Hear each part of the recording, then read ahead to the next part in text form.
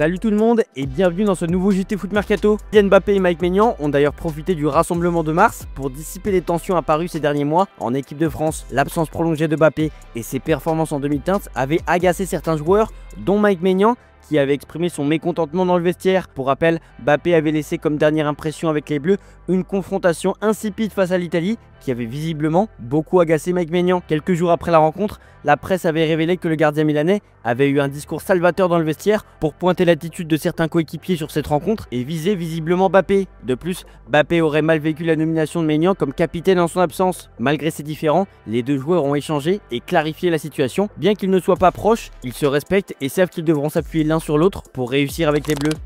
Didier Deschamps est sur sa dernière lancée avec les Bleus, avec la Coupe du Monde 2026 en ligne de mire. Rapidement, tous les regards se sont tournés vers Zinedine Zidane. Libre depuis son départ du Real Madrid en 2021, l'ancien numéro 10 n'a jamais caché qu'il aimerait diriger les Bleus. Présent hier soir à Limoges pour participer à un match de futsal caritatif au profit de l'association Les Défis du Sport Solidarité, Zizou a fait passer la consigne à la presse de ne pas lui poser de questions sur la sélection française. Il a préféré esquiver tout sujet brûlant. DAZN est au cœur des débats en Ligue 1 malgré la trêve internationale. Après une campagne contre le piratage et un partenariat avec McDonald's boostant ses abonnements, la plateforme reste critiquée par certains présidents de clubs. Selon RMC, une réflexion est engagée pour rompre le contrat courant jusqu'en 2029 et Daniel Riolo confirme ces tensions. Dans les réunions entre présidents, certains se disent que s'ils pouvaient trouver une solution dès cet été, ils sortiraient. Un départ anticipé reste hypothétique, d'autant qu'aucune alternative solide n'existe pour remplacer DAZN à court terme. Le 28 octobre dernier, Rodri a été sacré Ballon d'Or 2024, une nouvelle qui n'a pas été du goût du Real Madrid qui a boycotté la cérémonie organisée à Paris. En effet, les merengues, très remontés contre France Football, estimaient que Vinicius, voire Dani Carvajal, auraient dû l'emporter. Quelques mois plus tard, France Football tente de renouer le lien avec le club de la capitale espagnole. C'est ce qu'annonce El Chiringuito. Josep Pedrerol, le présentateur vedette de l'émission, assure que le média français veut parler avec Florentino Pérez afin de clarifier ce qui s'est passé lors du Ballon d'Or. Une information à prendre au sérieux puisque Pedrerol est proche du boss madrilène.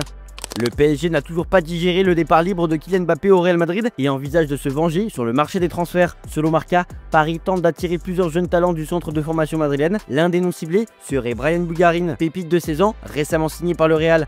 Lors du tournoi ICAS à Doha, des recruteurs parisiens auraient observé plusieurs jeunes joueurs madrilènes. Le Real Madrid, conscient de cette menace, reste sur ses gardes. Reste à savoir si Nasser Al-Khelaifi passera concrètement à l'action cet été. En attendant, le PSG va pouvoir se débarrasser d'un indésirable. Le Paris Saint-Germain pourrait enfin tourner la page Renato Sanchez.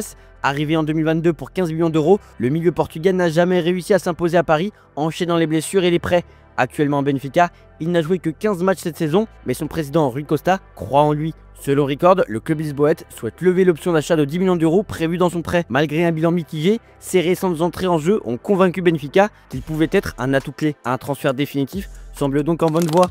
Patrice Evra a créé la polémique en accusant la FIFA d'avoir favorisé l'Argentine lors de la Coupe du Monde 2022 pour offrir le trophée à Lionel Messi. Invité sur RMC, il a déclaré « On sait tous qu'en 2022, ils ont donné la Coupe du Monde à Messi. Tout était déjà écrit. Même les Français voulaient que Messi la gagne. » Il critique notamment le pénalty sifflé en début de finale contre la France. L'ancien capitaine des Bleus a aussi pris la défense de Didier Deschamps, estimant que les critiques à son encontre sont injustes. « On n'est pas un peu des enfants gâtés ?» s'est-il exclamé. Pour lui, la régularité de la France en demi-finale et finale est une preuve de réussite.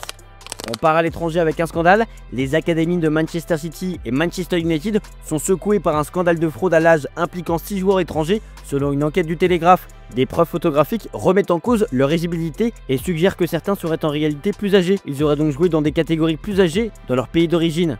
The Sun révèle que des parents avaient déjà alerté les clubs qui affirment ne pas avoir été au courant mais prennent l'affaire au sérieux. 3 joueurs concernés ont même évolué en sélection anglaise, donnant une ampleur nationale au scandale. United et City défendent leur processus de recrutement, tandis que la Premier League et la Fédération anglaise veulent faire toute la lumière sur cette affaire.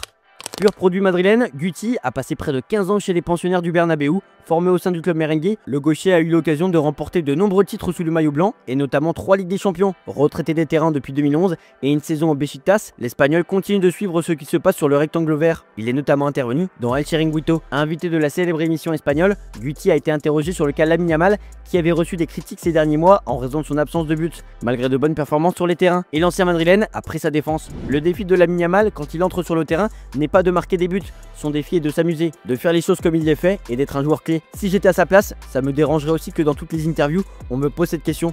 Je fais une interview et on me demande ça, j'en fais une autre et on me demande ça. L'intéressé devrait apprécier ce soutien. Manchester United prépare déjà son mercato estival et cible Félix Mecha comme première recrue. Malgré une politique budgétaire stricte imposée par Sir Jim Ratcliffe, les Red Devils veulent renforcer leur effectif. Un attaquant est également une priorité, avec des noms comme Osimhen, Sesko, Gyökeres et Ekitike sur leur liste. Selon Bild, le Borussia Dortmund pourrait laisser partir Mecha en cas d'absence en Ligue des Champions. Approché par Chelsea et Newcastle, l'ex-joueur de Manchester City est proche d'un transfert à 48 millions d'euros vers Old Trafford. Une offre est attendue et le BVB pourrait l'accepter à contre-cœur.